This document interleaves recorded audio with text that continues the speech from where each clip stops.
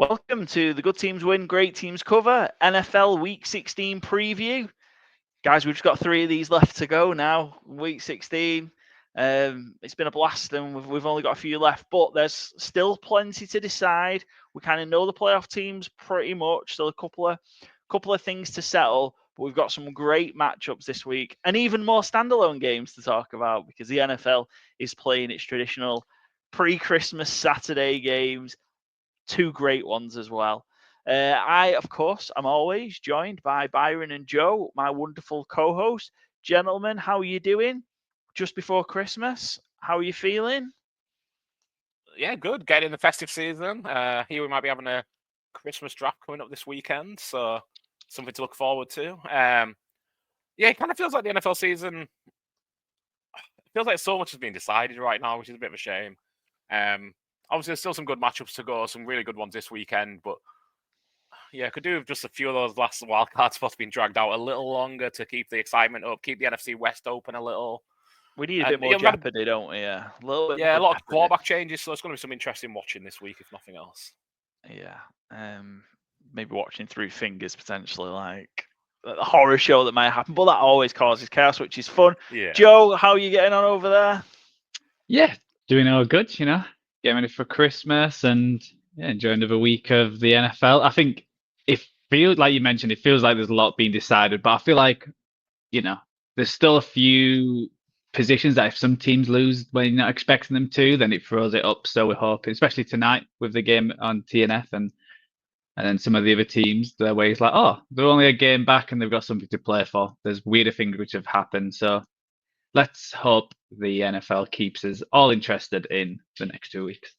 Yeah, we're very AFC heavy over the early part of the split this week. So early part of the week is AFC heavy, and then we go to NFC heavy to split it off. So we're, of course, going to preview.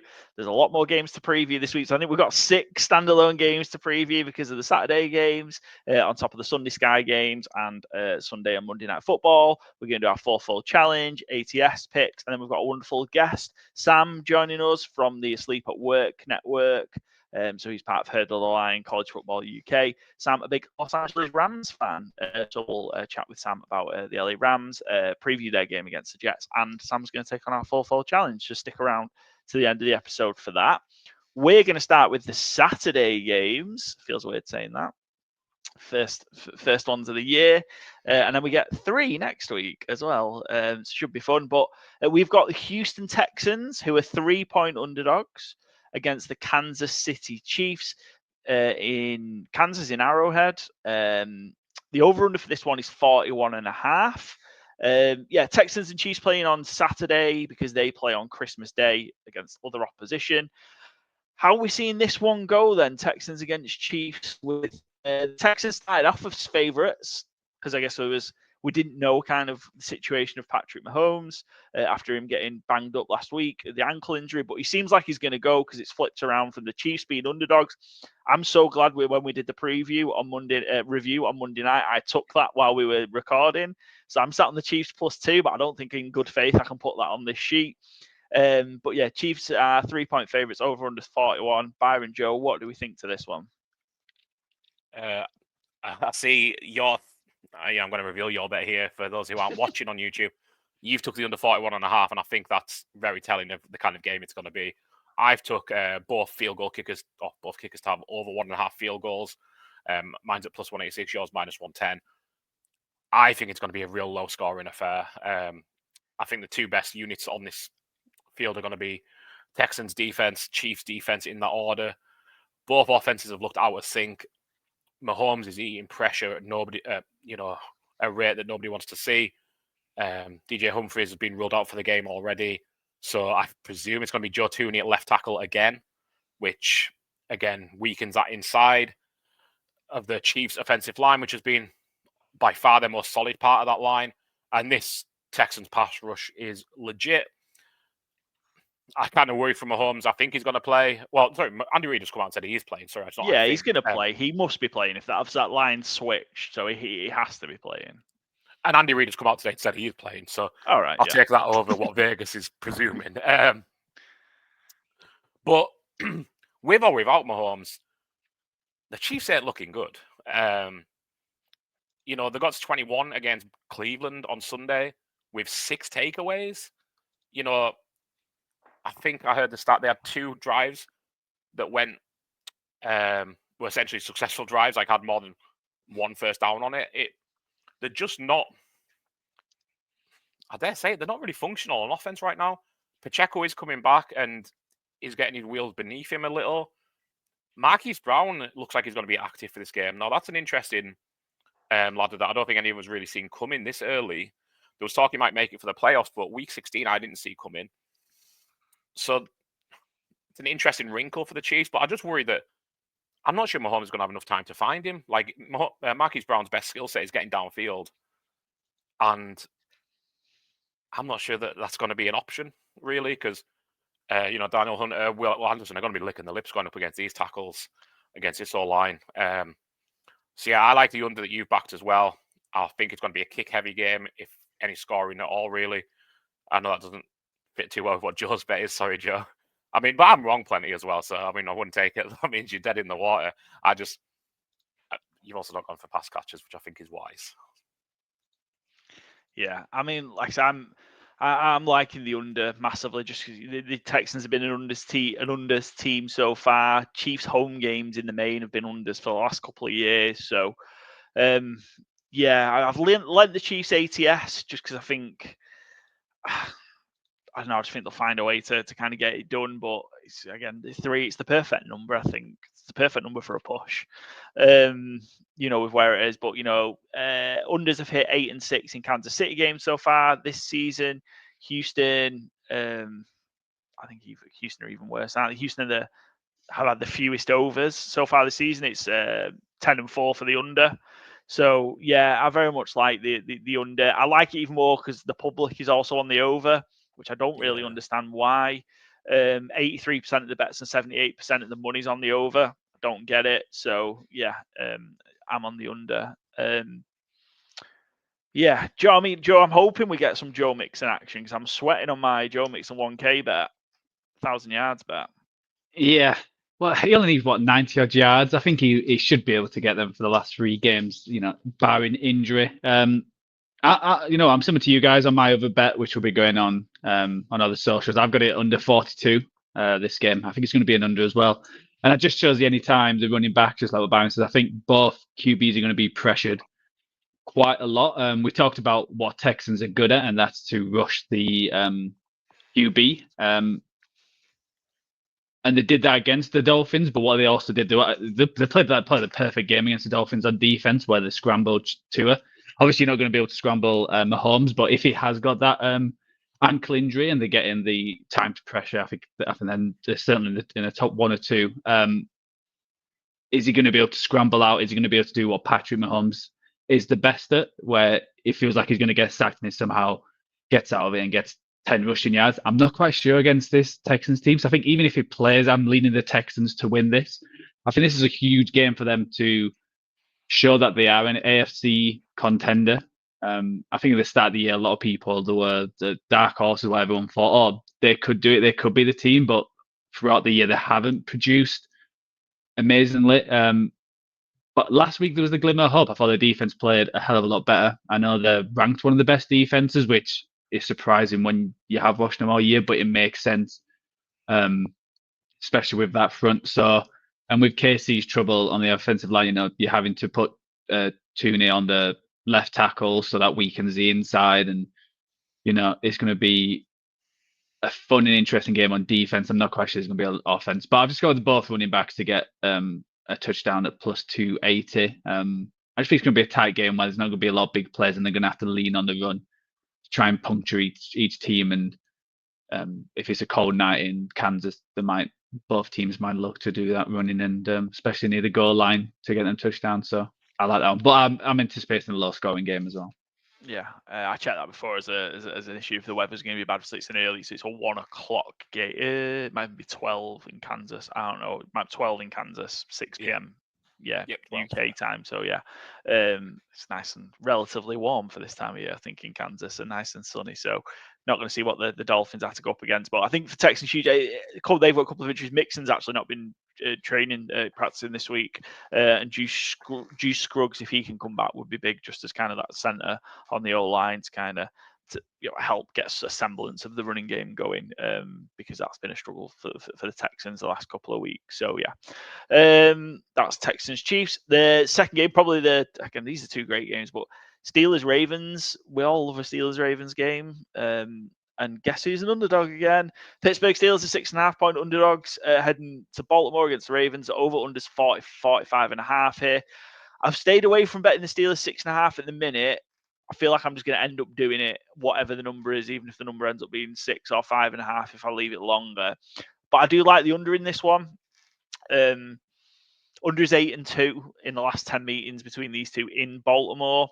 So I really do like this one to be an under. The Steelers have just got the formula to stop the Ravens. And make it kind of a drag-out game. And I feel if Pickens isn't going to suit up again, they're kind of going to have to do that. I think TJ Watt's going to be okay to play, so that's massive. And yeah, they've just got the formula against the Ravens, and just know exactly what to do to kind of stifle them, keep it close. So I like the under, and I really do like the Steelers, and the Steelers with the points as well.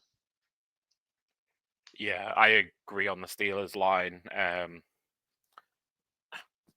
We talk about, you certainly especially talk about it an awful lot, Tomlin as an underdog. Tomlin in these dogfight games. Obviously, do you want the stat? Shall I just give you the stat? I mean, if you like, I faded Tomlin as an underdog last week, successfully for once. Yeah. For once being the crucial part there. I think I'm 1-50 now. So I'll take the 1. But yeah, I did look up as well in Steelers history being 6-point underdogs in the road in Baltimore. They are 4-0 against the spread. They've never lost in Baltimore against the spread as 6-point underdogs. Their last loss came November 20th, 1988 against not the Baltimore Ravens, the Cleveland Browns, but that franchise history carries on literally. Whatever they decide they want to do with the history, that's how it's tracked. So yeah, George Pickens being there would be really nice, but I just think it becomes a dogfight. Lamar Jackson doesn't do his best work against Steelers, never has. I presume TJ Watt's going to be fit. He was limited in practice on Wednesday, so I feel like that's him trending to play. Absolutely, yeah. And I think he'd have to be not practicing at all for him to be not suiting up for this game. You know, it's such a big one for him. So yeah, I like the under as well. I like the Steelers. My bet is Justice Hill to have over 2.5 receptions. It's become a bit of a, I don't say a security blanket for Lamar Jackson, but he's become much more impactful this year than I think he ever has been for the Ravens. Kind of surprisingly, I thought Derrick Henry would have much more of the overall workload. But maybe the Ravens are just doing a good job of keeping Henry fitter and fresher for the entire 20-plus games season they're expecting to have.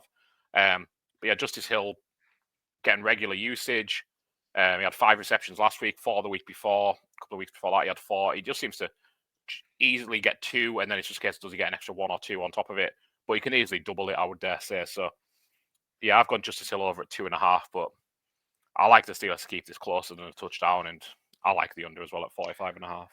I think the Steelers are just going to win the game outright, I think. Yeah, I really do. Joe, your bet? Yeah, so the bet I've gone for, I've got Calvin Austin anytime touchdown, because it sounds like Pickens is not going to play. So the bottom, that helps the bottom, because yeah, I've went with the Ravens. I went with the Steelers last week. They let me down as an underdog, so I thought I'll flip it this week. So obviously they're going to win. Steelers going to win.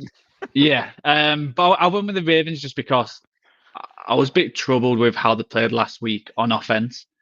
And when you haven't got Pickens, like, what else do you really have? The run game's not been that good for the Steelers this year. And I just worry that's why I play, like yours as well, Paul, the under, just because I think it's going to be such a battle. And I think it's going to be like a team kind of, not many points and a struggle. But I've still gone with the Ravens anyway, just who knows.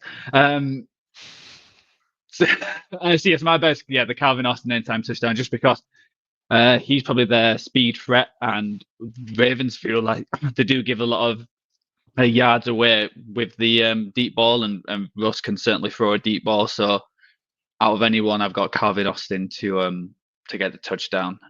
I'm curious how Derrick Henry plays, because I think there was that stat where Henry in December is just a machine. Like somehow his yards go up throughout the year as defenders get more tired, and then you've got to face Derrick Henry.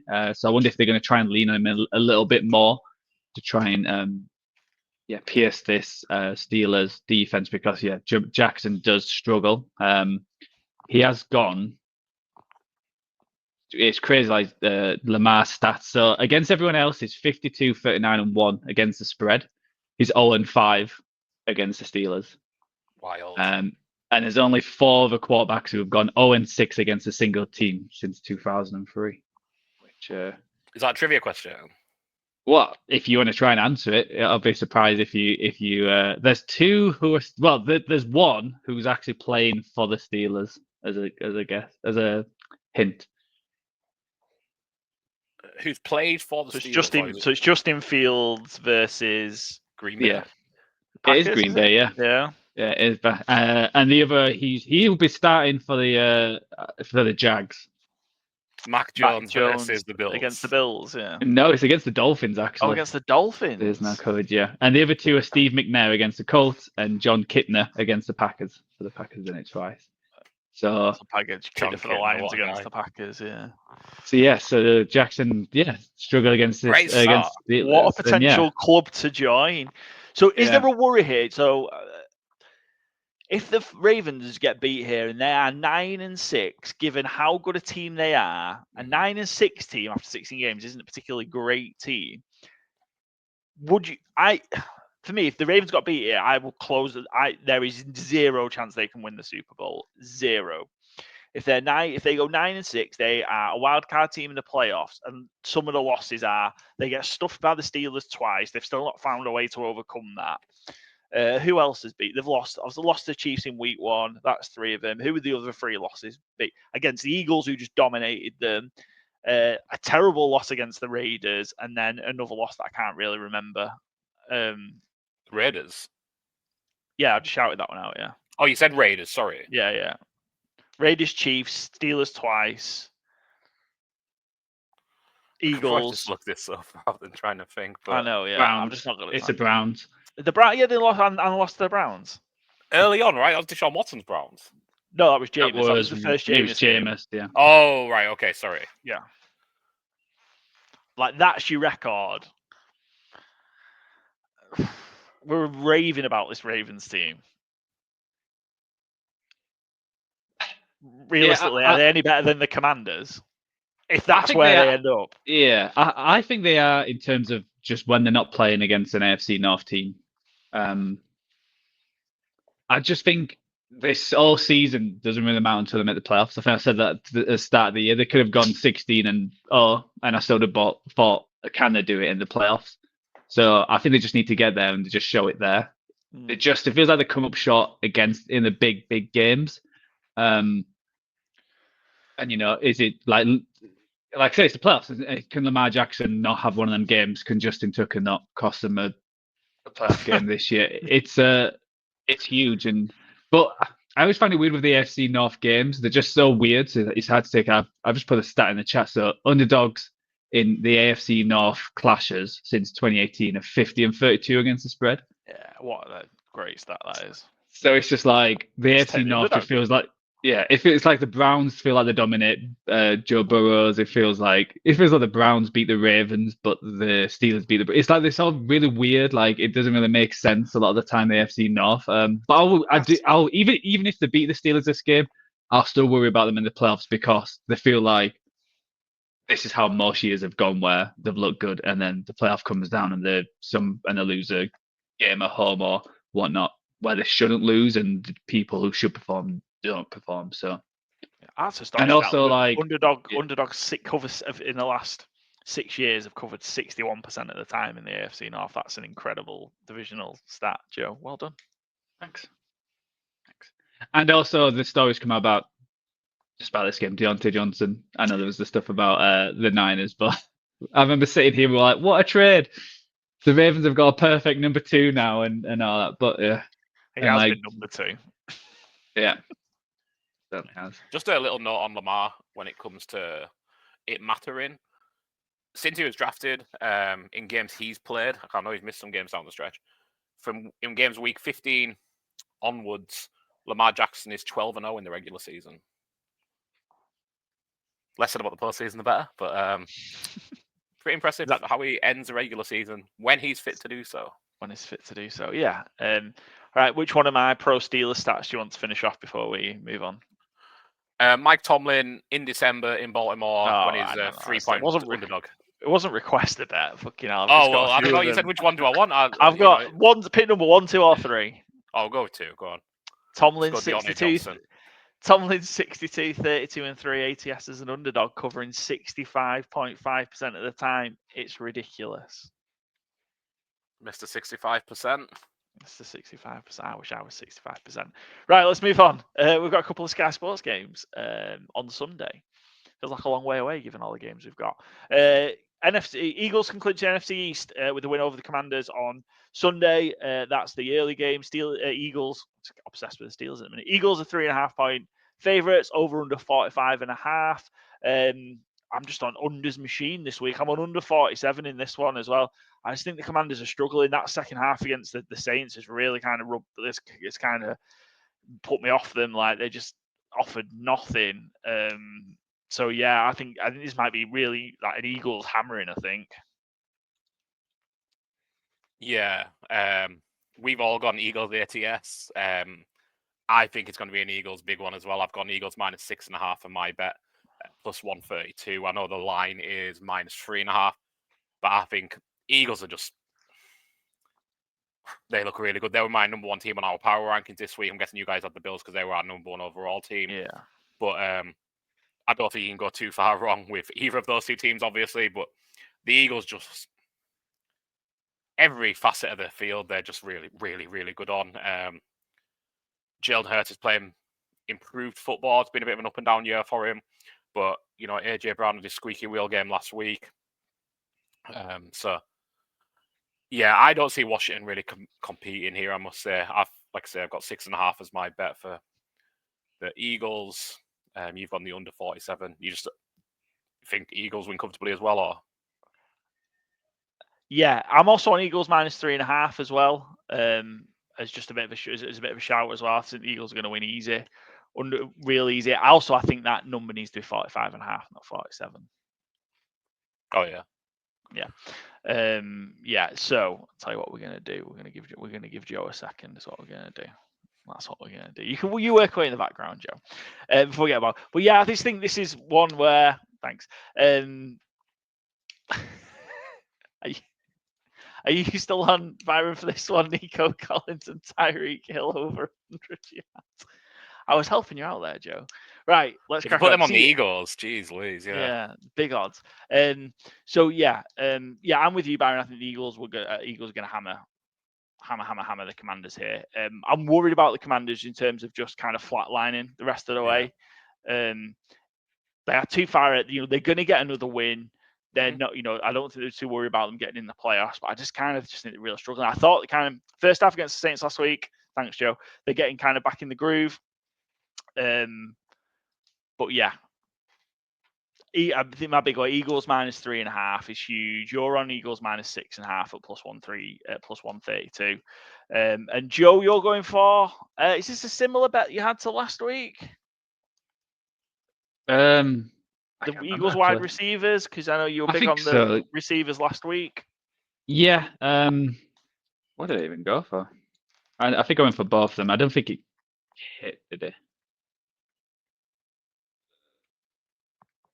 Who knows? But I've got AJ Brown and last week, yeah, AJ Brown and Devon Smith 60 plus receiving yards each. I was tempted to go 70, but I just brought it down to 60, and that's at plus 240. I think the Commanders, I think Barkley dominated the first game. I certainly put he had a really good game. So I wonder if that's their plan is going to be trying to stop Barkley, because it felt like that's how the Eagles beat him last time. So by overcorrecting, I think Jalen Hurts with what I did last week, they don't want the same press, and it felt like the passing game woke up. So I think he's going to try and throw it around and tag it both them. I'm curious how how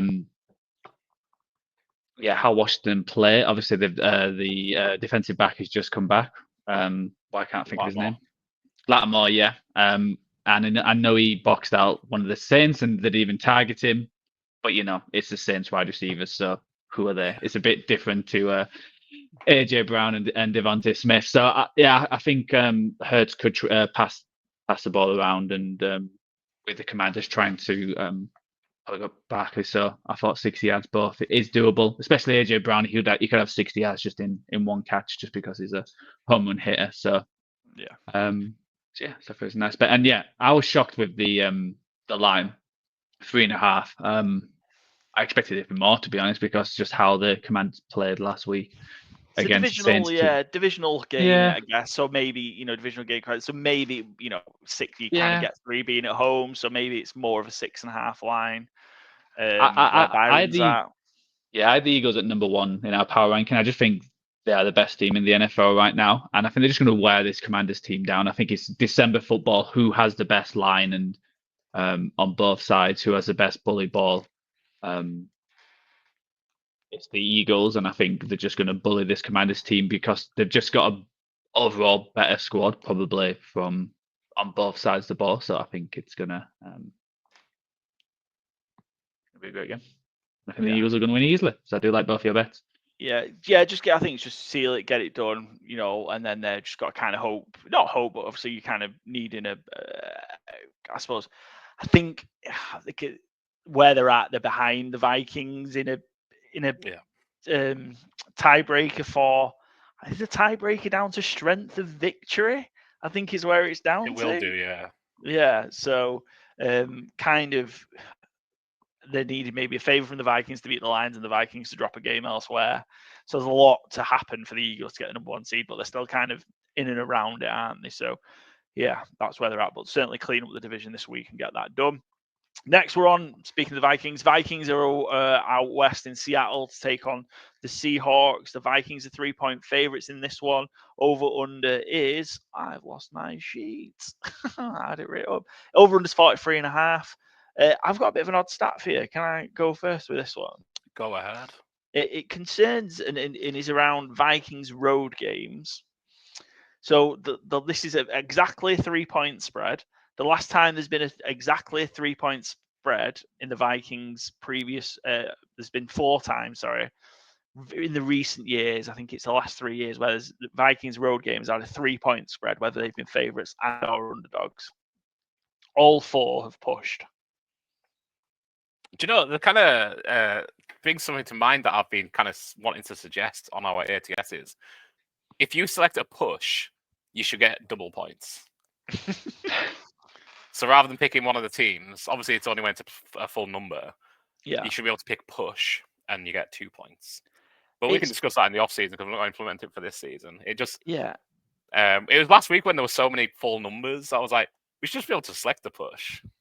Or maybe it was last week when there was no full numbers. Anyway, it came to mind. But that's a fascinating one. So what? 3 out of the last 4 you said? No, 4. So 4 times. 4 times. Yeah. It's been in the last. It's been since 2022. Yeah, so since November 2022, a Vikings road game has had a 3-point spread in it on 4 occasions. Every single one's been a push. And in that is also a 6-point game that was a push. They've had 5 pushes in their last 20 road games. ATS. They said like to push it real good. Excellent. But I just found that fascinating. Absolutely. So you going with the push on this one? No, I've gone with the Vikings -3 in this one. I just think we're going to get to that week 18 game against the Lions, and it's going to be for the division. So I think they're just going to both win these next 2 weeks to set that up. Basically, is where I'm at. Grant, well, I've gone the opposite. I've gone Seahawks +3, so we've got a little head-to-head going here. Just on, I don't know what I'm going to get from the Seahawks any given week. So they were bad last week. Therefore, they'll be good this week. And Gino is going to be there. So don't have to watch Sam Howell for at least a quarter of football, hopefully, because that was putrid. That was tough watching. And I have a little interesting Vikings historical stat for you as well. The Vikings have never been favourite going into Seattle. The first time ever. They are 7-3 in Seattle all time. Last time they won there was October 22, 2006. Drum roll, please. Do you know what the UK number one was? October 22, 2006. October 22, 2006. Now, this is your era, Joe, so, we're not going 8 years. I'm going to years, I would think. go... Oh, wait, would it be that? I'm going to go Sean Paul. Not Sean Paul, no. Oh, not Shawnee Paul. Give us a genre. Help us out. Narrow it down a bit. Well, Joe gets another guess then. I'm going to say emo classic is the genre. My Chemical Romance. Black Parade. Yeah, when Joe was a young boy, this was a number one. Yes, well done, Paul. We've already done that. Yeah, we've already done that for one Has of that them. come up? Yeah. That's come up. Yeah, because I picked it up yeah. last time. Yeah. Yeah, that was the number one single in the UK. Welcome to the Black Parade. And the UK number one film as well, I'm not going to quiz you on it, was an absolute classic as well, The Departed. Oh, So, that is a banger. What yeah. a period in Great time film. October 2006 was, especially for Minnesota, who were And in Seattle Boston wrecking for the shop. Departed. And Boston for the Departed. Yeah. Yeah, so me and Byron on opposite sides. Joe, this is a big fantasy game day shout out for me as well. I like your selection here because I think Aaron Jones could have a huge game. Yeah, I've got Aaron Jones over 100 rushing yards at plus 375. I thought Darnold didn't play his best game on Monday night. And I wonder with this, the offensive line's not been as good, especially on pass protection, and the Seahawks have got a decent defensive line. So I wonder if they're going to try and put in Aaron Jones's hand, especially being in Seattle. Again, weather conditions and all that. Just give it to Aaron Jones to pound the rock and have a big game against the Seahawks because they're very up and down, especially against the run. And yeah, I'm leaning the Vikings as well. Obviously Gino's playing, thank goodness, because Sam Howell was absolutely disastrous last week. I don't think I wonder if he'll still be in Seattle next year.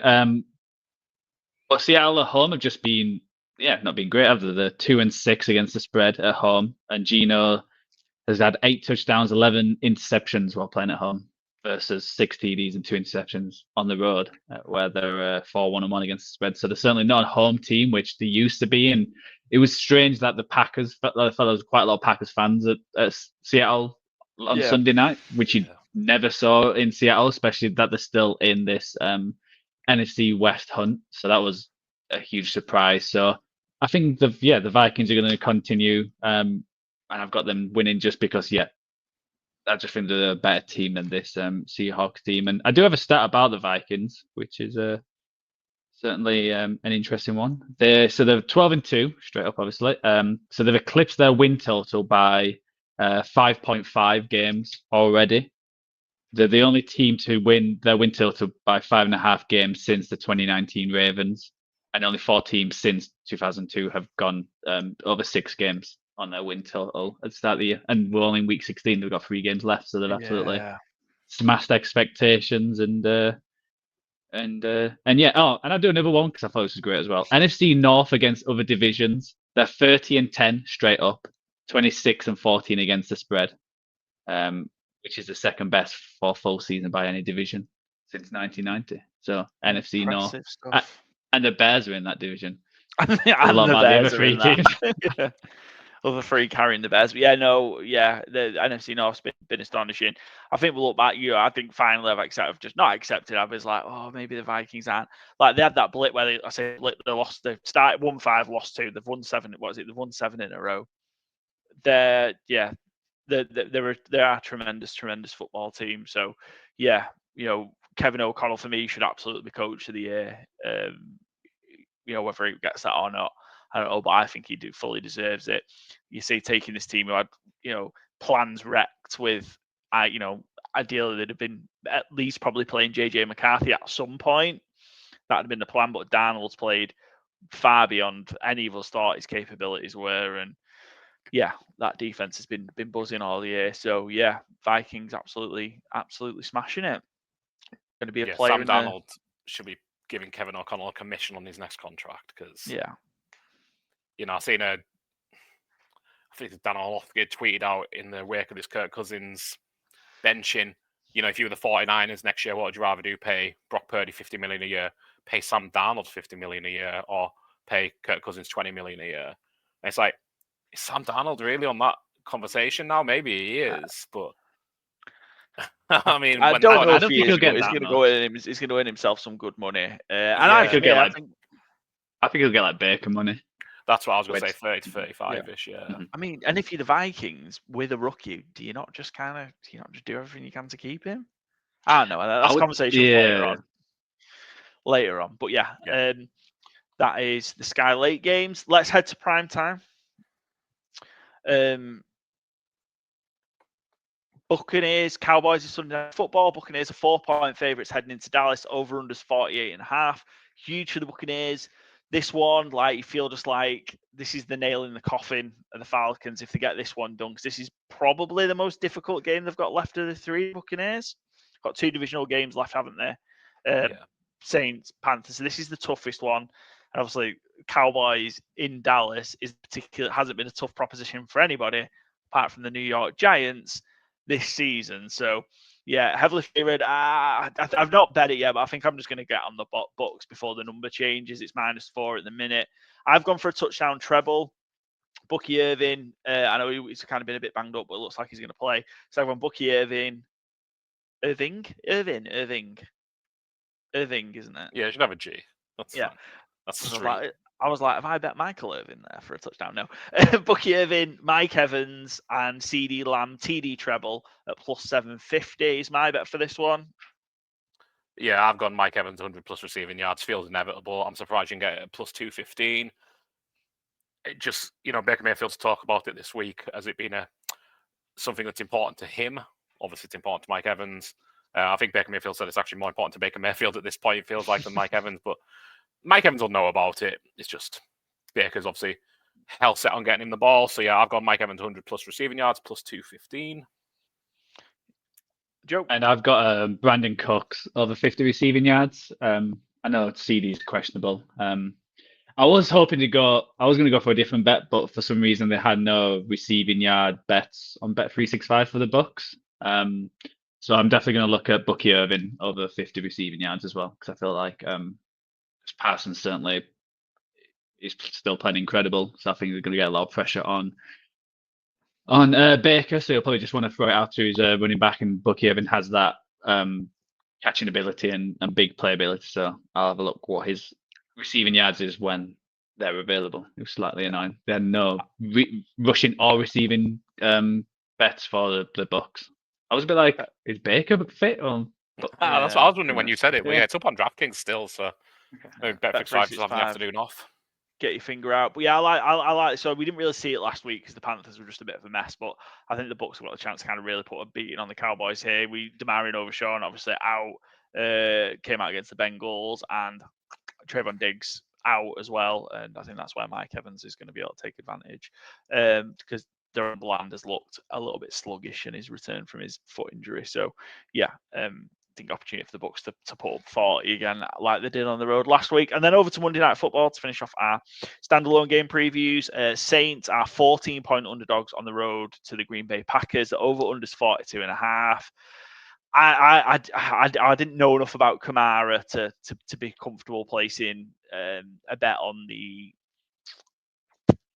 side or the total. So I've just gone Josh Jacobs 2+ TDs. I think he's been rocking it. He was on the way for a massive game last week against the Seahawks. With how early they are, and I know the Saints put up a bit of fight last week in the end against the Commanders. I don't think you'd be able to switch off and let the Packers. I think the Packers will punish you if you switch off and let them go. And Jacobs has been great for touchdowns so far this season. So yeah, Josh Jacobs 2+ touchdowns for me. Yeah, and I'll just jump in. I've got the exact same bet. So +220. I managed to get an extra 10 there. Value. Oh, that is disgraceful. I was going to go 3+ touchdowns, and I think that's at +850. But you're hoping for a lot to get 3 touchdowns. So I thought it was a nice price at the 2+ at 220. It's a nice surprise, wasn't it? Yeah. Yeah, just slightly. So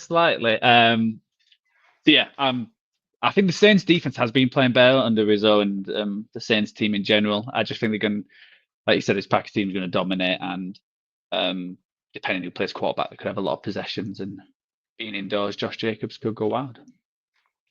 Yeah, I've gone for Josh Jacobs 4 touchdown. No, I've just gone Chris Brooks anytime touchdown. He's been getting the back at work, I think, behind Emmanuel Wilson, who's more the third down back. And it's kind of based on the same theory as you guys, that they're just going to batter the Saints. And Josh Jacobs will get a little rest in the second half of the game. And Chris Brooks will fall into the end zone for his first career touchdown at plus 450. So yeah, between us, we have, I think, about 8 rushing touchdowns for the Packers here. So tells us how we think the game's going to go, I think. And not much threat from the Saints, I don't think. Yeah, and like I said, I didn't know enough about Kamara to feel comfortable betting either side or the total. That's our preview on the standalone games. There's a lot of them, 6 as we've just been through. Let's get into our fourfold challenge, and Joe, it's going to be tough for you this week, so we're probably going to have a lot of the picks that are in the games that we've already talked about. So hopefully you're at it. I am also not prepared, which is bad for this. But considering I have the number 1 pick, any guesses, guys, as to where I'm going to go? Well, you just start penciling Steelers plus. Oh, is it? Okay. I was waiting on something else, but.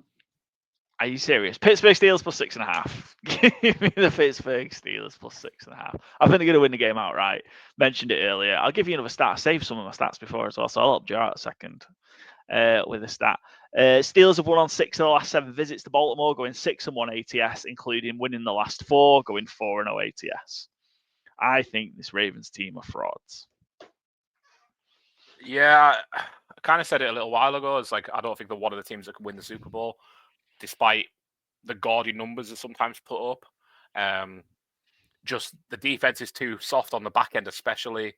Hamilton has been playing better, but he's one man. He can't do it all. And until I see otherwise, Justin Tucker is more than a huge. I was going to say a huge question mark, but he's more than that. He's a huge liability. He's a liability. And Lamar is incredibly special. He's having another incredibly special season. But you can't win a championship with this bad of a defense. Yep, agreed. Not sure I really too much more, but yeah, I just don't think I'd have got it on the way back round. If I'd have left it, I don't think I'd have got it. Because, I'm telling you wouldn't. So yeah. Because I just don't think I was going to be a situation where I was going to get my favorite underdog and my favorite. So yeah, because you all taking my favorite, Byron, I think. I absolutely am. Yeah, I'm sorry, Joe. It's another one we've discussed. I'm going the Eagles minus 3.5. Again, we've discussed it at length already, but just don't see the Commanders competing, sadly, for them. And the Eagles are in such good form. Unless Nick Sirianni, Don, and Hurt all have a bust up on the sideline. And even then, that kind of feels like it's, Christmas in Philadelphia. That's just how it goes, I think. The family are feuding. So, I don't see Washington slowing them down.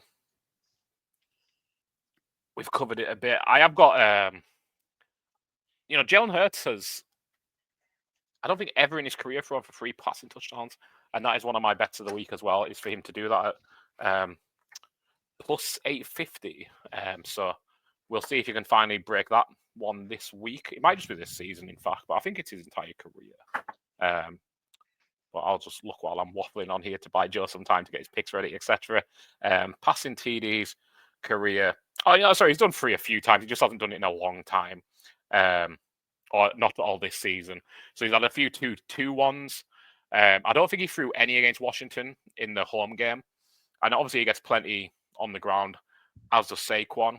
But I just think it's going to be an airy game for Philadelphia this week. So I think Jalen Hurts might be in fantasy game day consideration. This is in the window. Yes, there's that many islands this week. I have to double check that as I'm saying it.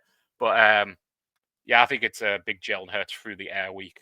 AJ Brown, Devonta Smith, and a player who I think Joe might have a little sneaky bet on his second bet, Grant Calcaterra, has been getting some nice usage with Dallas Goedert being out. I'm not sure what his price in fantasy game day, actually. He's not a player I noticed when I was going through our sheet, but certainly could be of interest too. Excellent. Joe, has Byron bought you enough time for your first pick? Yeah. I was also underprepared as well. So I'll go with my favourites. Professional game- outfit here at good teams and great teams. Exactly. Two or three of us are not prepared. I'll go with my favourite. There's a couple, but I think I like this. I was surprised again with the number. I'm going to go the Cardinals -4.5 against the Panthers. It's a must-win for the Cardinals. They still have a good chance, obviously, to win the NFC West. I think if they win outright, they get all the Tiebreakers, yeah. the tiebreakers against the Seahawks and Rams. So they have to win this one. I think the Panthers were really disappointed last week. I think, again, they've still got things to play for, especially Bryce Young. But I just think how the Cardinals play, I think they're going to try and run all over this Panthers team. I think, the Panthers all year have not been able to stop the run. So I think the Cardinals are going to play to their strength, and James Conner's going to run for quite a lot of yards. So I've got the Cardinals as my favorite. Yeah, don't know what you guys think of that. Yeah, I like think it. just got to win, haven't they? Got to win, got to have it. Yeah, the Panthers just kind of laid a bit of an egg last week, didn't they? Like they were really bad against the Cowboys. Yeah, I did like Kyler Murray. Did you see this quote in his press conference yesterday? He said, "I'm not really worried. I've played in the cold before. I'm not concerned. How cold is it going to be?" And I thought it was like 35, so just above freezing for our UK and non-American listeners. 35, and he went, "Oh, shit," which I appreciate. I didn't associate because I saw the clip and forgot who the Cardinals were playing, and then I was like, Yeah. I was like, Carolina. I just always associate that as being like a warm place. But Yeah. so it's east side, isn't it? I guess. And I do have a little fun fact on, it's kind of relevant to this game, more relevant to one player in this game, Trey McBride, who cannot catch a pass in the end zone to save his life. Why is my blue sky not coming up? Yeah, so since he got drafted in 2022, Trey McBride has 4 receiving touchdowns from 199 receptions.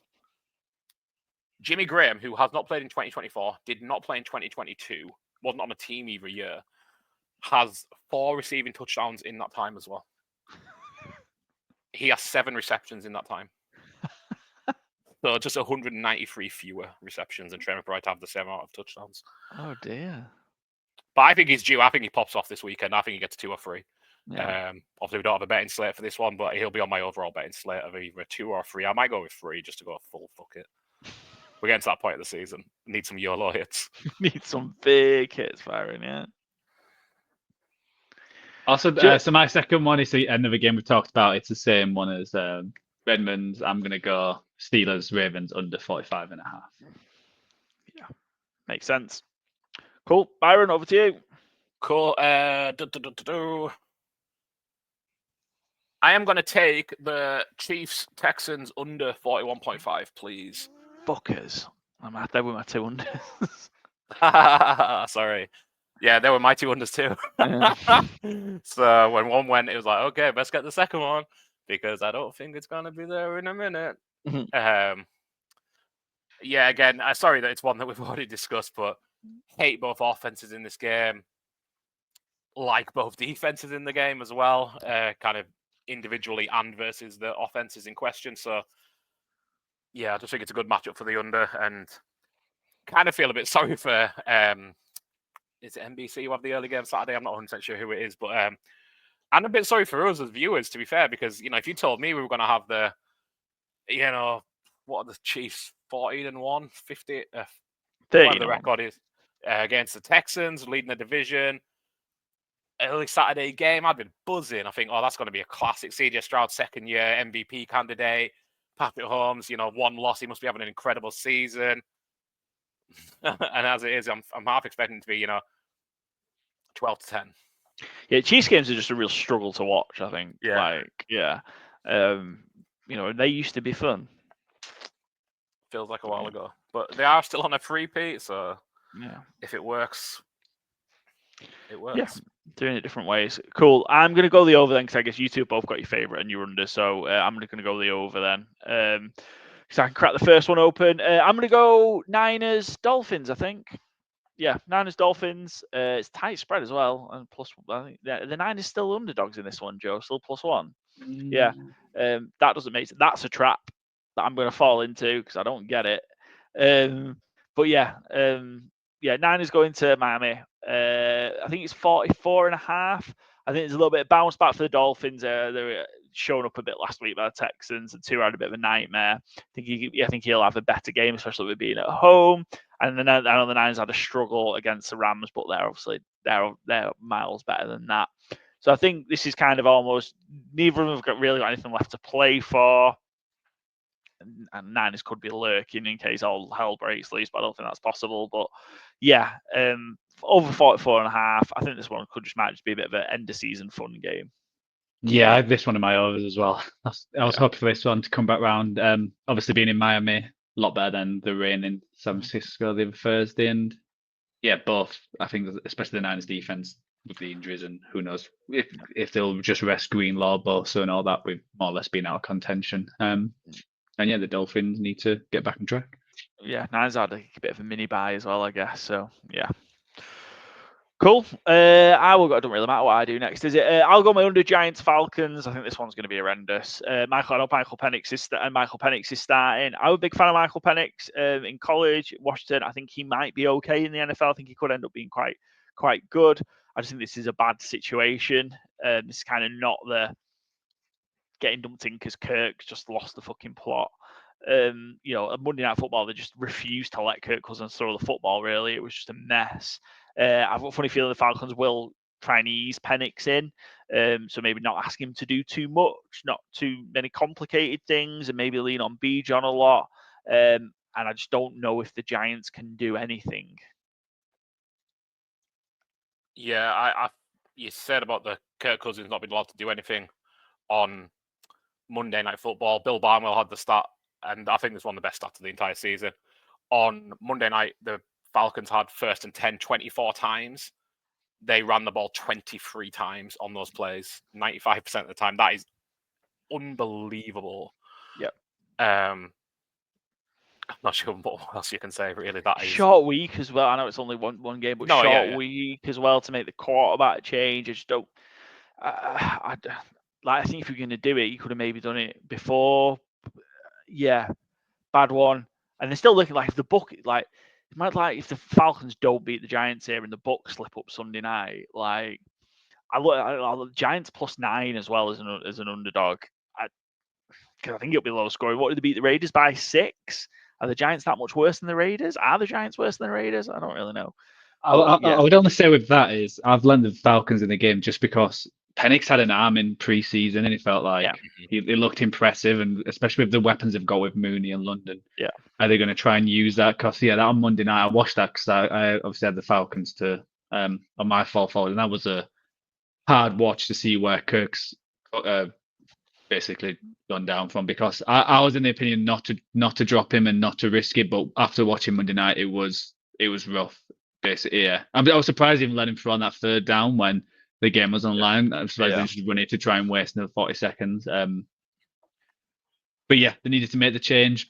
But yeah, my only worry, because I did like that one, but my only worry was that are they going to let Penix cook and just let him just do a few bombs and then, and defenses haven't seen him as well. It's that that's why I feel like they pulled him after one game in the preseason, so people didn't get tape on him. Is it going to be that kind of where the Giants are just a bit cold and not realizing how good he is? So that's my only worry. That's it, but I think to get for this to hit over 42, I think the Falcons are potentially going to need to get 30 plus. I just don't think they're that good, even against a bad Giants team. Cool, Byron. You need a underdog or an over. Yeah, I'm going to go. I didn't do it last week, and I should have done. I don't know if it's what cost me my win in the end or not. I ignored Thursday Night Football. I wanted to go the Rams, and I should have done. I'm going to go Thursday Night Football underdog. Broncos +2.5 at the LA Chargers. Nice. Yeah, love you being bold and taking the Thursday game. Yeah. It's just me. I'm still shocked that they're the underdog. Yeah, I had to just double check it as well.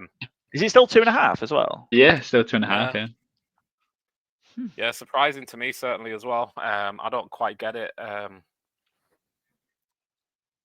Especially short week, Justin Herbert banged up on Sunday. Chargers coming off a real butt kicking versus the Bucs. And again, I say this every week. I hate saying it about Sean Payton, but I'll always hold my hands up when I'm wrong. they're a really well coached team on offense and defense. So, and not that the Charballs aren't, but I just think that they're getting thinner and they don't have a running game. Yeah. So, especially since J.K. Dobbins went down, but that line has been underperforming, as you said a few times before, regardless of last, probably getting 6 weeks now, truthfully, but last few weeks. And yeah, I just think the Broncos could take advantage of that. They've got better DBs, and it feels like everything is Justin Herbert fully fit. And can he make plays in the running game by himself? And then is Lad McConkey going to essentially overtake the passing game? And if not, I struggle to see the Chargers putting up enough points to stand with the Broncos, really. So, yeah, if I can get plus money on it, I will happily take it. Joe, just for the points. Just for the post, I know this will go out Friday morning, but I've just added the under for that to my bets just for the Thursday night post. 9 out of the last 10 meetings in LA/San Diego between these two have hit the under. 9 out of 10. I know it's not a big number, but yeah, the Chargers are cooked, I think. So glad I got off that future a few weeks ago to make profit on it. Yeah. Yeah, I didn't realise it was that much. I mustn't have checked earlier in the week. 9 out of the last 10 have hit the under in LA/San Diego between these two. All at kind of similar early 40s numbers as well. Yeah. I'm going to regret that tomorrow. Right, Joe, on to you. You need same. You need a under. No, you need an over or a dog. Yeah. Oh. Yeah, these are my least favorite, and I've got a few underdogs. I can't. Yeah, I'm tempted with the Texans. I'm really tempted to go with the Jags, but I can't do it. So I'm gonna fall into the trap. With all the chat about the game. It is the 49ers +1. They've trapped me.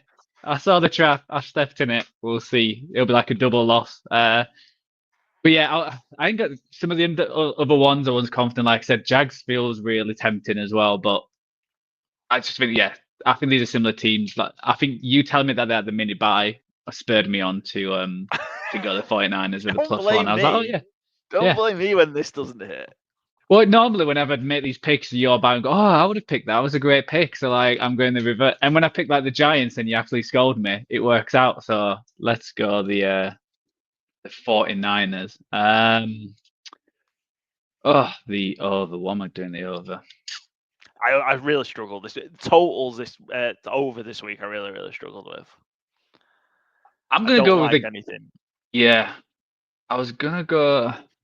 Bowen hasn't got his over, so I'll not speak about that one. So I'm gonna gamble. I'm gonna go gamble.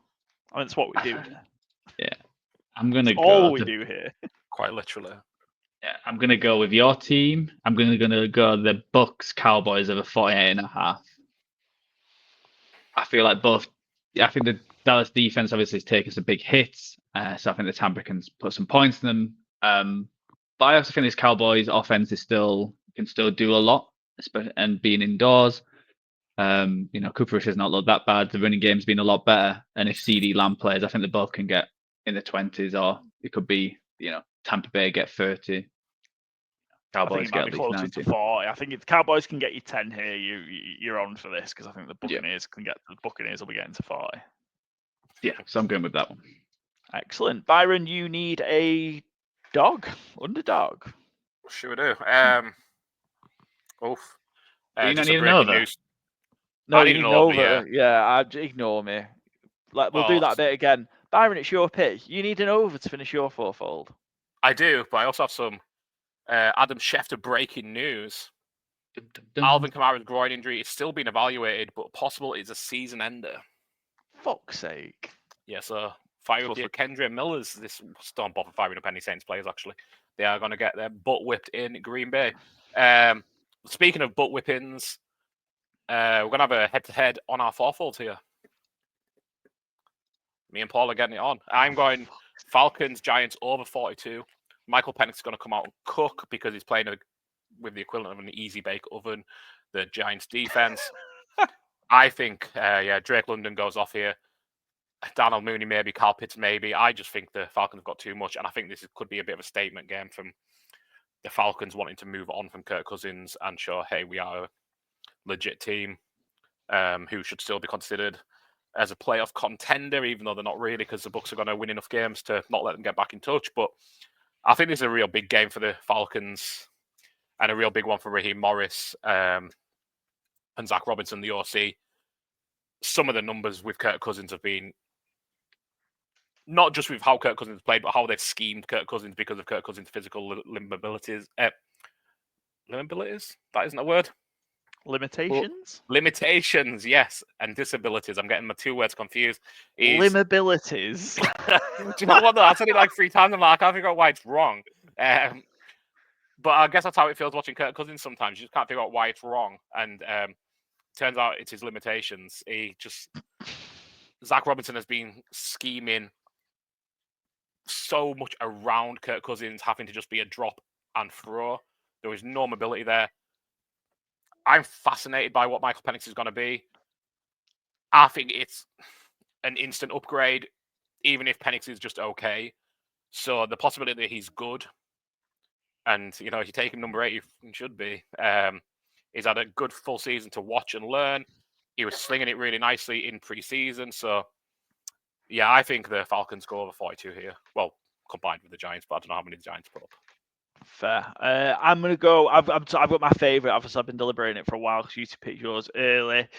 I love the Lions, but I'm going to take the LA Rams. I'm going to take the Rams -3. Obviously, we've got our Rams guest on later, so we'll talk about the game in detail. But Aaron Rodgers this week, this is the main reason why I'm taking it. Love the Rams. Obviously, Rams are great. Stafford, Puka Nacua, Cooper Kupp. I just don't think the Jets are going to be able to live with him. Aaron Rodgers, instead of preparing for the LA Rams visit this week, has been spent his week in a fucking beef with Ryan Clark. Ryan Clark's previous Steelers corner, Ryan Clark. About Ryan Clark's vaccine status. Yeah, it's a joke. What is going on? He's had his documentary released this week. Yeah. His head's not there. I know he's played better the last couple of weeks, but I just think the Rams are going to go to New York and kill it. They're not going to go to New Jersey. New Jersey and kill the Jets here.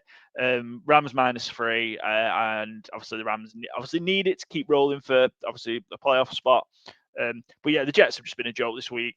Well, not this week, for years, but particularly this week. I think there's stuff coming out. You shared the Athletic article with us before, Byron. It's hilarious. The Woody Johnson not trading for Jerry Jeudy because of his Madden rating, and that's not the first time something like that's been brought up and prevented them making a move. They're just an absolute joke. Yeah, I just think all that coming out this week, and Rodgers being an absolute dick, more than usual. I just think the Rams are going to kill him. Pour more misery on them. Fingers crossed. And again, sometimes pointing to fantasy football stats on this show is like showing where players done well, etc. They can also be really misleading because Aaron Rodgers is the number 12 quarterback in fantasy football this season.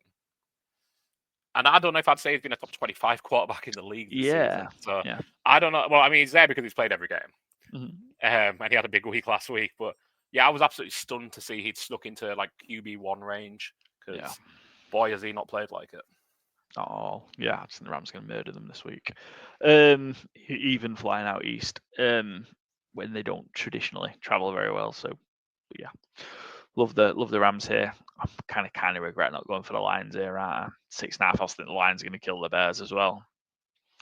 Bit of a bounce back from last week. But yes, so there are fourfold. I'm plus 1125. Byron, you're plus 1258, and you're exactly plus 1200. Joe, you've got a game. Is it a game and a half or 2.5 games? I can never work that out. Game and a half ahead of Byron.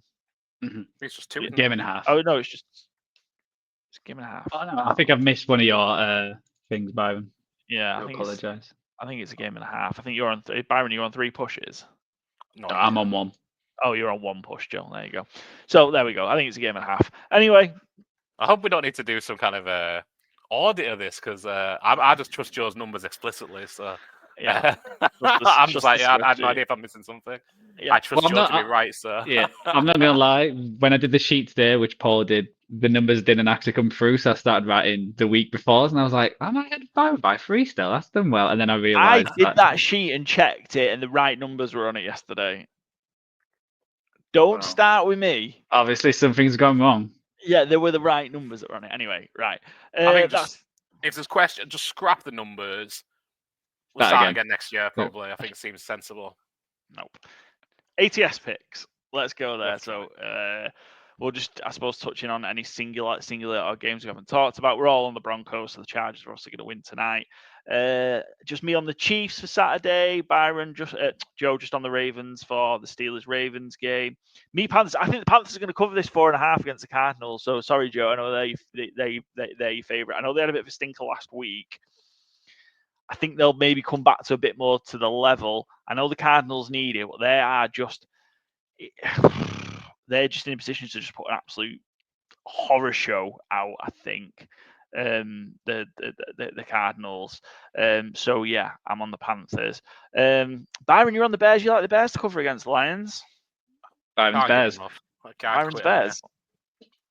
Bears. I really worry about the Lions just getting through the rest of the regular season. They are falling like flies. Yeah. And it sucks because I absolutely love this Lions team, obviously. And I just keep thinking, stupidly, the Bears aren't quite as bad as they appear. And they have more upside than they are giving themselves credit for. But, yeah, I don't expect them to win. But the Lions on the road, I know it's only in Chicago, but it's not indoors, crucially. And the Bears got to have a bit of fucking pride before the end of the season, surely. Just keep it within a touchdown. I mean, I'd be happy to see the Lions blow them out, though, to be fair. So I do kind of think these teams that are on these really long losing streaks are going to end them before the season ends. I think that covers the Bears and probably the Raiders as well. So they are going to win a game at some point. I think the Lions have been just bounced back from last week. But cool, you're on that. Joe, I was just talked about the Rams hammering the Jets. You like the Jets? Yeah, I've just gone just how the Jets have been playing well the last few weeks, and this year Rams have not done well traveling across the country. And they're still, like I said, all the NFC West team, I think every week, they're still up and down and they can have terrible performance, like they did against the Saints when they had to travel to New Orleans. So it might be similar traveling to New York. And I think the mini bye helped with that because they played Thursday last week as well. So yeah, I think the Jets have been playing better. Stafford didn't have a great game against the 49ers. So I think it's just going to be a close game, and with 3 points, they could still win by 1 or 2, but I've still got the Jets just to cover. I think it's going to be a close game. Yeah, I've got the Jets. I must be brain dead, and I know we just talked about this, but I must be brain dead picking the Giants to cover anything, but I think they're going to cover, and I think they're going to push the Falcons close. Byron, you like the Titans against the Colts, plus 3.5 Titans? Yeah, 2 sad sack teams, but one got plus money. I kind of like Mason Rudolph to be more competent than Will Levis as well. I know Will Levis has probably got the highest ceiling, but I'm not sure how much that counts for in week 16 of the 2024 season when he hasn't really shown it through weeks 1 to 15. I kind of like is a very strong term in this sense, but I kind of like Will Levis. No, I don't. I kind of like Mason Rudolph as just like a drop back and throw it quarterback. He's not going to try and do too much. So, yeah, don't love it. Just give me the plus points on a Colts against a Colts team that I worry might go in the tank a bit now that season, to all intents and purposes, is done. Yeah, no strong feelings, just kind of a bit vibey. Yeah, no, that's fair enough. So Joe flagged mentioned we're Browns Bengals is our game this week, and we're all on the Bengals minus 7.5. I think. Yeah, DTR might be a bit of a shit show. Bengals comfy win. Jags at Raiders. No, where am I? I'm lost. Yeah, we talked So Seahawks Vikings. Yeah, Jags Viking. No. Jags are at Vegas. Paul, you're Jags the one who's on Vegas. Raiders, and I'm on Raiders. Yeah. I think so. The Raiders were 1-point favorites. These are 2 horrendous teams. I think this is a big potential shout for an under bet as well. I think the over-under's 40. The Raiders are going to snap the streak eventually. Like, they're not just going to lose 15 games to end the season. Yeah. Exact same as it is with Titans. Just give me the one who has a plus next to it. Yeah. I don't have any strong feelings on either of these teams. They're both dog shit. Well, I have strong feelings, but no positive feelings. Yeah. We're all in the Bills to cover 14 against the Patriots, and we're all on the Niners as a current 1-point underdog, all on the Bucks, all on the Packers. That worries me. We're on a lot. How many is that? 1, 2, 3, 4, 5, 6, 7. That we're all right on the same Broncos. One. Yeah. And the Eagles, I'll take it. This is the signs of a kamikaze week where we get not very many right. Of those. It's been a while since we've all been on this many together. Saddle up, we'll ride again. Quick checking on Fantasy Game Day then. Fantasy Game Day, the UK's best and fastest growing NFL daily fantasy game. Loads of different games now. It's almost like every other week the guys are bringing a new game out, which is fantastic. You know, you've got your standalone games. There's loads of them this week. There's a Saturday Stars game, Sunday Stars game, higher budget game, classic games, you know, captains, early slate, late slate. I'm probably missing some, but loads of games going on. Make sure you use promo code COVER to sign up and play. Once you've entered a team for the first time, you will receive a free play courtesy of us. So make sure you do. And you might make some money because we're not. Fantasy Game Day, but yeah, you might make some money. But shout outs for this week then. Joe, do you want to start with you? We just touched on this game a little bit anyway. Yeah, I've gone Penix Jr. Just I'm agreeing with Byron. I think he put for a few deep bombs. I was surprised I was the last one to pick, and it sounds like both of you were thinking about it. But yeah, 4,200 is a cheap option if you want to go elsewhere. I think his price will rocket up a bit like what happened to Anthony Richardson a couple of weeks ago, where he was really low until he had that one. He came back to play, and then he shoots up again. So jump on there if you've got other big players you want to fit in. Excellent. Burrow for you, Byron? Yeah, just he's on fire. You know, he's playing a quarterback about as good as anybody else in the league, and that is reflected in his fantasy points. And the last 6 weeks, he's been quarterback 3 points per game, and he's playing the quarterback 1 matchup of the last period as well. He's only priced at quarterback 3 in this slate. So yeah, I think it's really good value relatively. So 7,200, obviously you're paying up, but I think you're going to get the point to reflect it. Yeah, I'm on Goff, not as concerned as you two about the outdoors. Yeah, I just think the Lions their only defense is offense, like, so they're just, you know, and I know the Bears are bad, but I think they might just put a beating on the Bears, just try and make a bit of a statement after losing that kind of shootout to the Bills last week. And I've got Calvin Ridley. So Ridley, speaking of the Lions, Ridley had his, by far and away, his biggest output of the season in the first quarter against the Lions a few weeks ago, which was, I think, Rudolph's first start after initially replacing Will Levis. So I think he can. I think that Ridley can get at this Colts defense. Colts defense aren't great. They have come kind of back more to the middle of the pack, but yeah, I think Ridley could have another big game in terms of just being the only outlet passing wise for the Titans. Byron, you've gone for a Seattle Seahawks player. Yeah, again, I just kind of really like the matchup. Again, I've just kind of took the fantasy things as the last 6 weeks now because the season 1 was such a long time ago. Week 1 was such a long time ago. The Vikings are the 7th best matchup for wide receivers, but I kind of worry with Seattle, or more specifically with DK Metcalf. I don't think they're going to have the time to develop the routes for DK Metcalf downfield. So a lot of that is going to be JSN across the middle, those short routes and a PPR format. I think that benefits JSN, especially. He's wide receiver 6 on the season. On this slate alone, he's priced at wide receiver 12. So I think there's an opportunity for him to get, double-digit targets here and go over 100 yards again. So yeah, I think he's a good scheme matchup here against the Vikings. Excellent. Joe, you've got a Lions wide receiver. Yeah, I've got Tim Patrick. He seems to be getting more targets and more work the last few weeks. So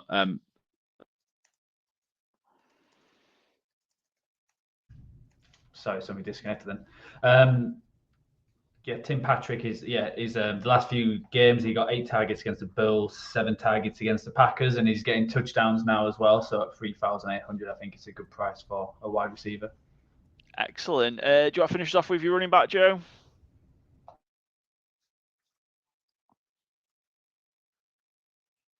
It doesn't. All right, I'll go. B. John for me.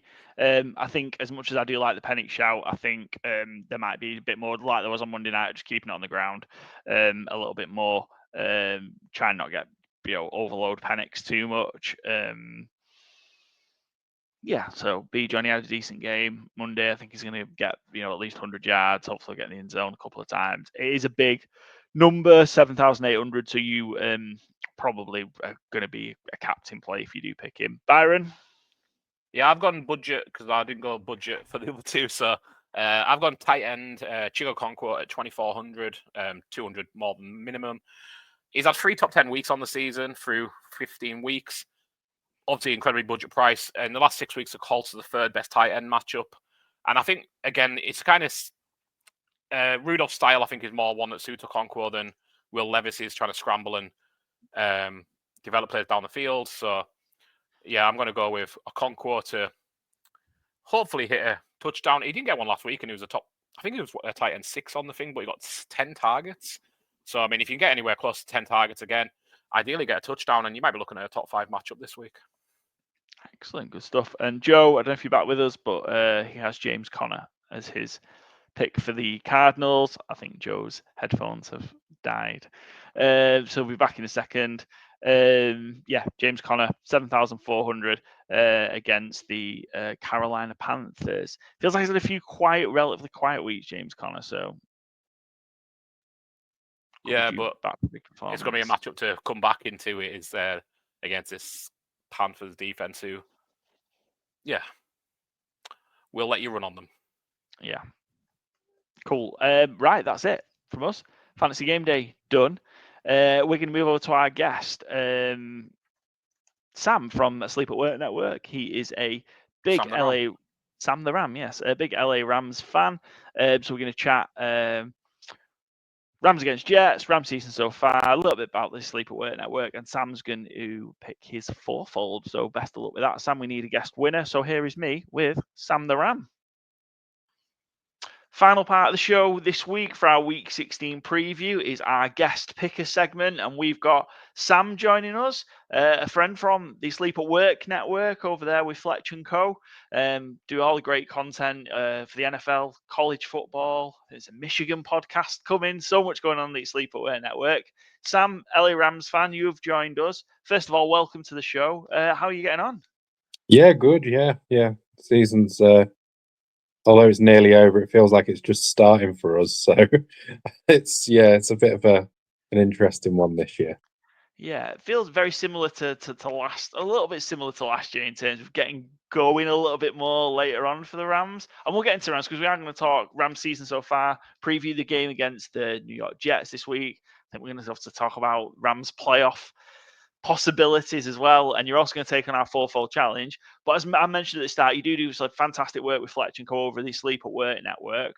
What have you got coming up as we're heading to kind of the final weeks of the NFL regular season and the college season is just about to head to bowl season and the playoffs? Yeah, so we've usually every week we usually have a college pod, which usually comes out on a Thursday, which is just college football UK. So I think this week we're looking at potentially talking about obviously the lead up to the playoffs and the bowl week. My team, the Texas Longhorns, are unfortunately not going to be given a bye, so they've got to play Clemson. So a little bit worried because they've started to pick up in form, but I'm confident that we'll get through. And then the following day, so usually on the Friday, we then have the preview podcast for the Sleep at Work Network, which is the Hurdle of the Line preview episode. And most of that will be talking about, just build up to the games, maybe sort of have a particular section. I think maybe with some of the things that have been going on in the NFL and, looking at sort of moving forward with what the playoff pictures and how that's going to go, and maybe sort of revisiting the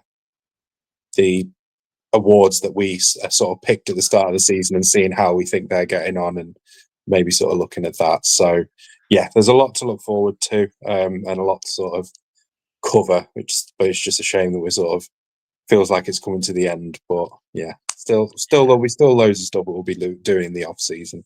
Yeah, we get to kind of my favorite part of the year, kind of this kind of late November through to January kind of period. Like I'm already well into, I'm a big college football fan as well. We don't talk about college football too much on Good Teams with Great Teams cover, but I'm a huge college football fan. Bowl season is my favorite part. This new expanded playoff, I'm real excited for that. And that kicking off on Saturdays, Friday night and Saturday. So yeah, just love this time of the year. Just watching these crazy bowl games is a huge highlight for me. Give me national championship winner then, Sam, just as we were talking a little bit of college there. I think it's going to be a struggle for Texas, but who do you think is going to win it? I'm still going to back the Longhorns. I think Cool. we've got a difficult run through. We have to beat Clemson, and then we'd have to beat the Sun Devils, Arizona, and then potentially take on the mighty Oregon. That should be I think it's them or Ohio, or I think on the other side, or one of the other big teams. I know that other side of our draw is quite a monster of a draw. So yeah, and then whoever we get on the other side, which I think, knowing the way that Georgia plays, it could easily be Georgia, but I think there are other teams in there that could easily be, put up good points. I think Notre Dame have been brilliant this year, so again they could be one to watch. I think it's an interesting sort of season this year. I think there's every team. I mean, apart from Oregon, although apart from sort of the win over Ohio, I think they've not. Ohio State, in my opinion, I don't think they've been properly tested. I think this could be, obviously there's a real test, and all it takes is for one team to come out of nowhere and do it. So yeah, it's going to be interesting this year. I think the bowls are going to be big. So yeah, I think it should be so much fun just in this format for the first time seeing it play out. I'd love it if one of the kind of one of the underdogs found a way through, and just somehow kind of all the big teams just beat each other, and then they just found their way through to a national championship game. It'd be real interesting, but all to play out over the next month or so. Should be fun.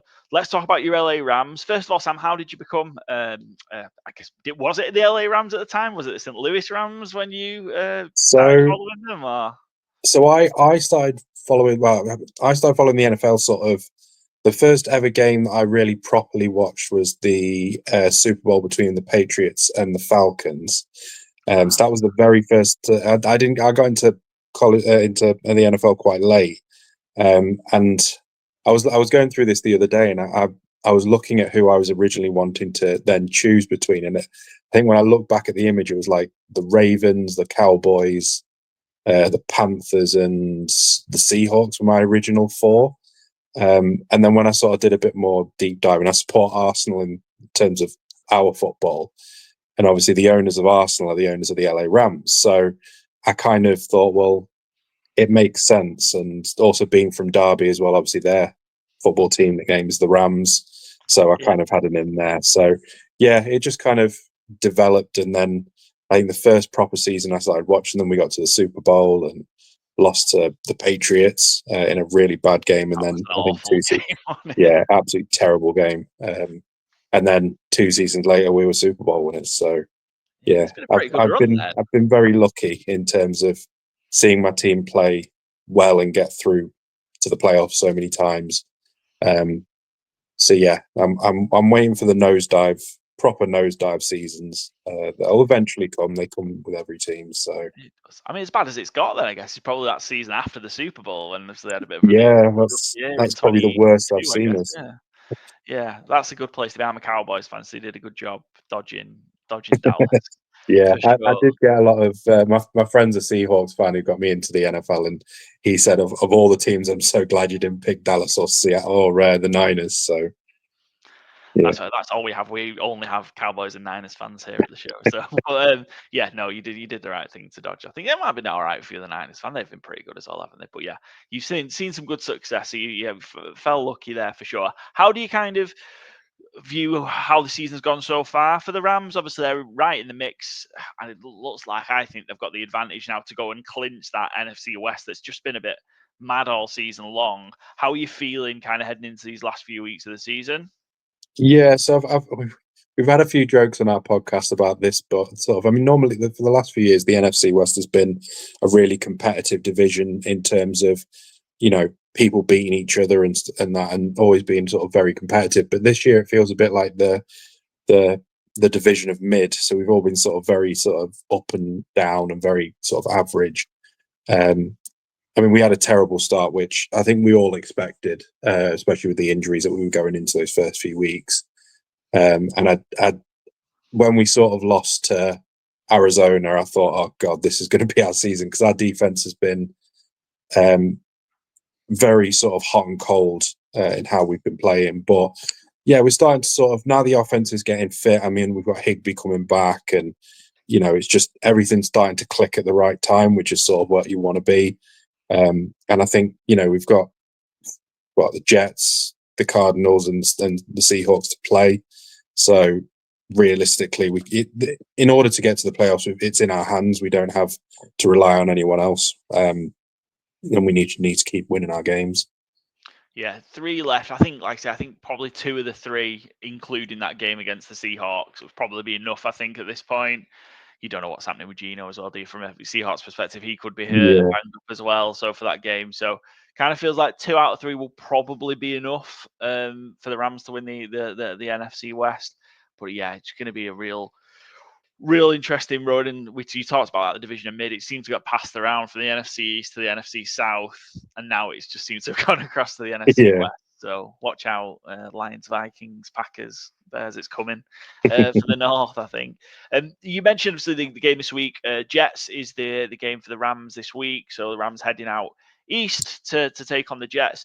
And I thought this line, obviously we're going to do your 4-4 picks later on, but the Rams are only 3-point favorites in this one. That feels a little bit disrespectful to me. I think the Rams are significantly better than the Jets. What are your thoughts on this game and the matchup and how you're expecting it to go? I think if it was in LA, it'd be a completely different story. I think that's where we probably would see, maybe sort of more like a 6.5, 7 swing. But I think because it's in New York, because it's slightly colder weather, we don't particularly travel well in that sort of weather, so that might be where it plays a part.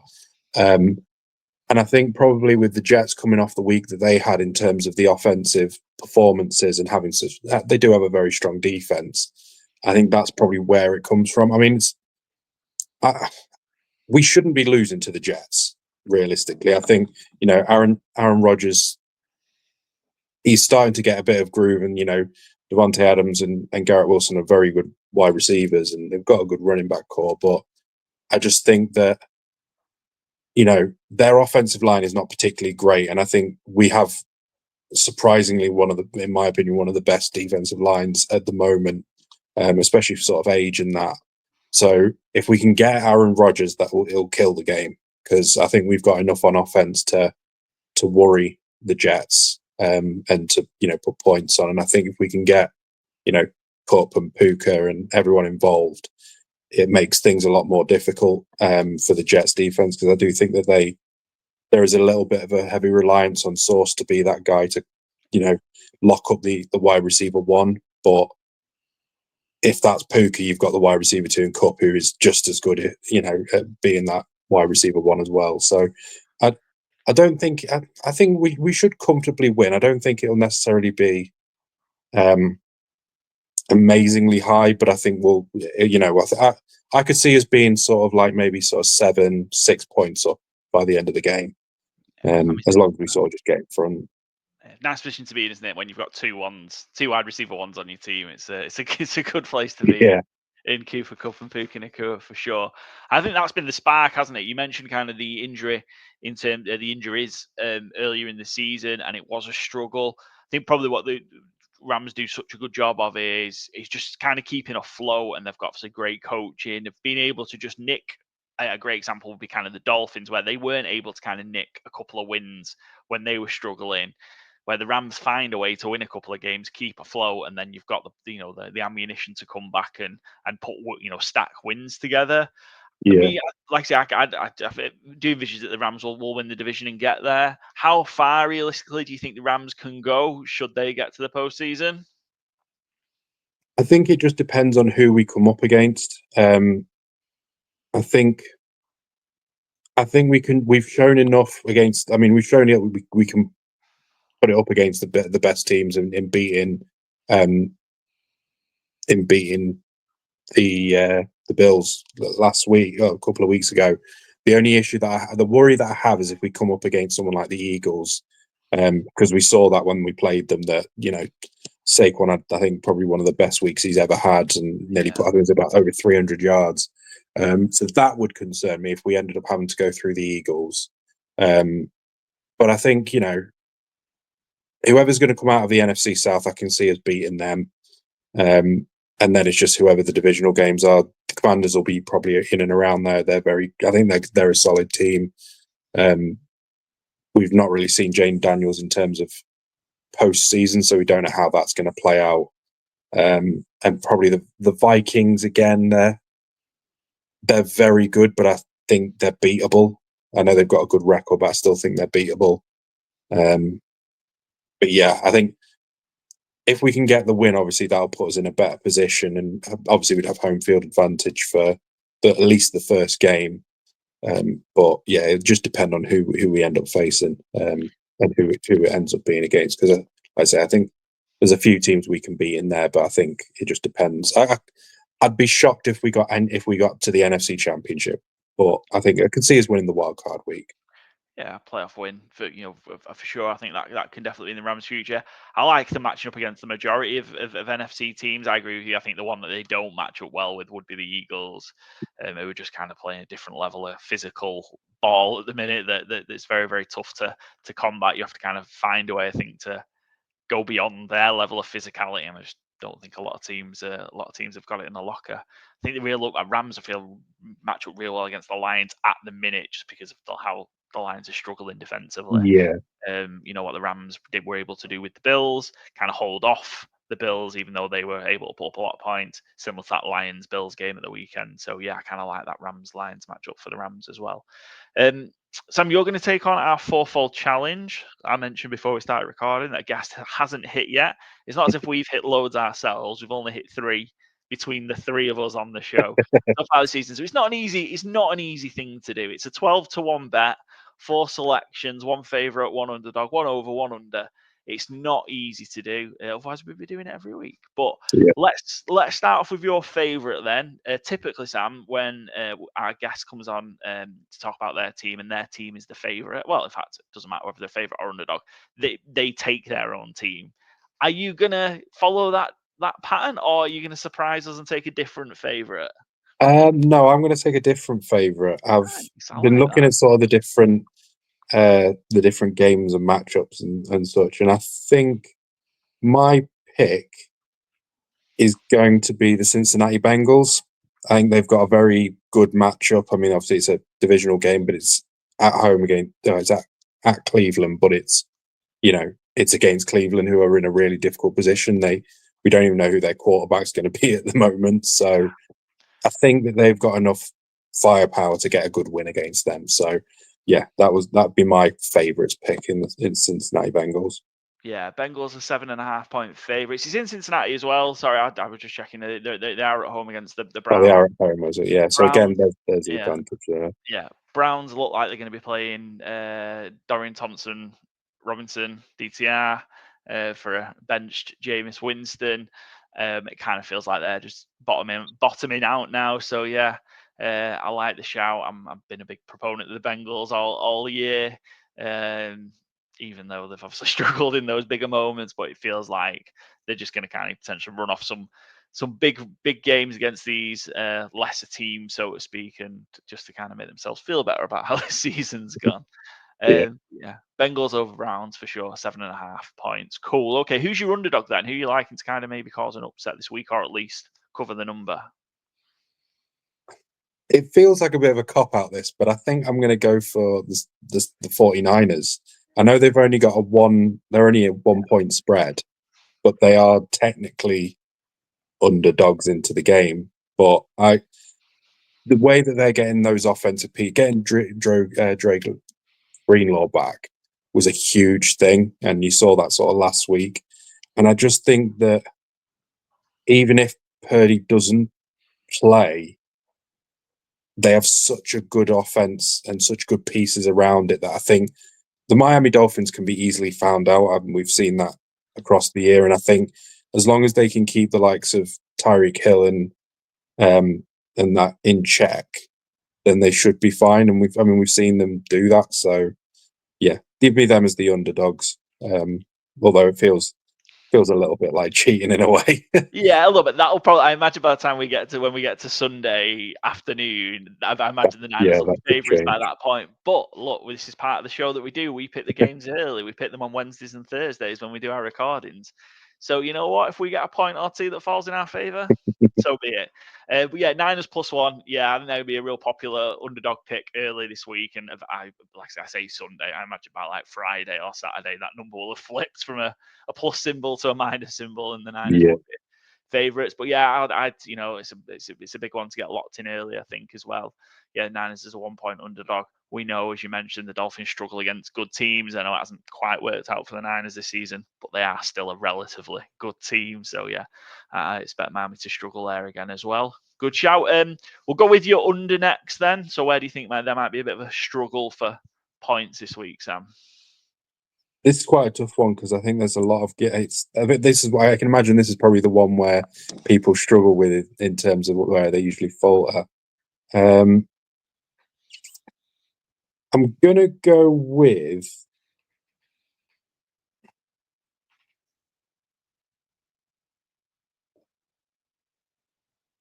I think I'll go with my LA Rams against the Jets. I don't see that being a high scoring game. I think we'll just manage the game. I can't see as there being over 46 points unless both offenses decide to just flip out. Yeah, I mean, I think kind of the Jets have had a bit of a offensive explosion for a couple of weeks. I don't think that's built to last, to be fair, the way they've been going this year. So just go get kind of a low scoring run of the mill win for the Rams. That's kind of the perfect game, isn't it, at this point in the season? Just tick it off. Nothing too eventful. Move on to the next one, I think. But yeah, under 46.5. Yeah, I like that one. That's a good shout. And then last but not least, over. Where are you expecting there to be some points this week? I have a feeling that the Bills will continue scoring big and they'll just break down that Patriots defense. And I do think the Patriots can put up points. I mean, Drake May has been good this year. And I think, as we've seen from both the last couple of weeks, the Bills do give up points. So, I mean, it only needs them to get,